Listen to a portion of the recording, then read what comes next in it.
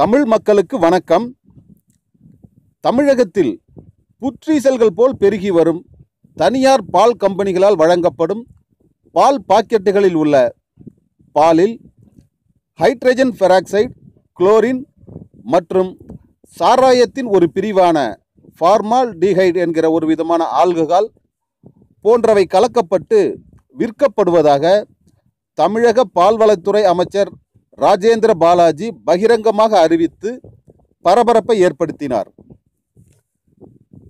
இதனால் தனியார் பால் பாக்கெட்டுகளை வாங்கி பயன்படுத்தி வந்த கோடிக்கணக்கான பொதுமக்கள் அதிர்ச்சியில் உறைந்து போய்விட்டார்கள். பால் பாக்கெட் கலாச்சாரத்தை பரப்பி விட்டுவிட்டு இன்று அந்த பால் பாக்கெட்டுகளில் கலப்படம் என்றால் வேறு மாற்று என்ன இருக்கிறது? இதற்கு தீர்வுதான் என்ன? மக்கள் இப்படி குழம்பி போய் தனியார் பால் பாக்கெட்டுகளை வெறுப்புடன் பார்க்க ஆரம்பித்து விட்டார்கள்.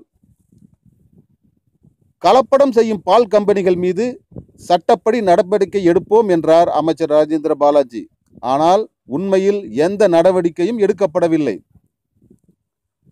இந்த நிலையில்தான் சென்னையைச் சேர்ந்த வழக்கறிஞர் சூரிய பிரகாஷ் என்பவர் சென்னை உயர்நீதிமன்றத்தில் பொதுநல வழக்கு ஒன்றை தாக்கல் செய்துள்ளார்.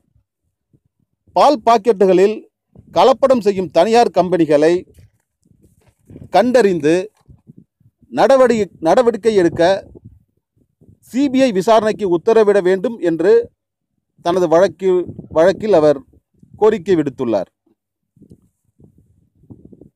இந்த வழக்கில் சிபிஐ விசாரணைக்கு உத்தரவிடப்படலாம் என்றே நம்பப்படுகிறது. இதனால் பெரும்பாலான தனியார் பால் கம்பெனிகள் அதிர்ச்சி அடைந்து விட்டன. பால் கம்பெனி முதலாளிகள் அலற ஆரம்பித்து விட்டார்கள். கலப்படம் செய்பவர்களுக்கு மிகப்பெரிய தண்டனைகள் வழங்கப்பட வேண்டும் என்று பொதுமக்கள் மத்தியில் கோரிக்கை எழுந்துள்ளது.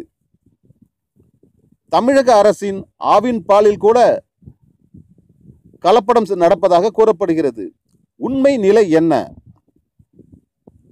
சிபிஐ விசாரணை வந்தால் நிச்சயம் உண்மை வெளிவரும். எந்த பாலில் கலப்படம் உள்ளது, எந்த பால் நல்ல பால் என்பது தெரிய வந்துவிடும். யூனிவர்ஸ் டிவியை சப்ஸ்கிரைப் செய்து கொள்ளுங்கள். கீழே உள்ள சிகப்பு பட்டனை அழுத்தி யூனிவர்ஸ் டிவியை சப்ஸ்கிரைப் செய்து கொள்ளுங்கள்.